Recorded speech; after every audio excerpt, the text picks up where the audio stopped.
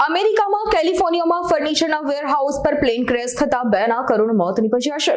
અમેરિકાના સધર્ન કેલિફોર્નિયામાં એક plane crash થયું છે. ગુરુવારે એટલે કે 2 જાન્યુઆરીએ બપોરે સધર્ન કેલિફોર્નિયામાં એક સિંગલ એન્જિન પ્લેન એક કોમર્શિયલ બિલ્ડિંગ સાથે અથડાયું હતું.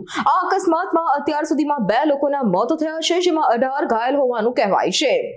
ફુલટન પોલીસ વિભાગના પ્રવક્તા ક્રિસ્ટી વેલ્સે જણાવ્યું હતું કે કેટલાક લોકોને સામાન્ય ઈજાઓ થઈ અને કેટલાકને ગંભીર ઈજાઓ થઈ. 10 લોકોને હોસ્પિટલમાં લઈ જવામાં આવ્યા હતા અને 8ને ઘટના સ્થળે સારવાર આપીને રજા આપવામાં આવી હતી. ફેરવેલ એવિએશન એડમિનિસ્ટ્રેશને પ્લેનની ઓળખ સિંગલ એન્જિન વેર RV-10 તરીકે કરી હતી. ઓરેન્જ કાઉન્ટીનું પ્રતિનિધિત્વ કરતા યુએસના પ્રતિનિધિ લુ કોરેઆએ ટ્વીટ પર શેર કર્યું હતું કે વિમાન ફર્નિચર મેન્યુફેક્ચરિંગ બિલ્ડિંગ સાથે અથડાયું હતું. ડિઝનીલેન્ડથી લગભગ 6 માઇલ દૂર આવેલ ફુલટન મ્યુનિસિપલ એરપોર્ટ પાસે અકસ્માત થયો હતો. અમારી તમામ માહિતીથી અપડેટ રહેવા માટે જોડાયેલા રહો S9 ન્યૂઝ સાથે.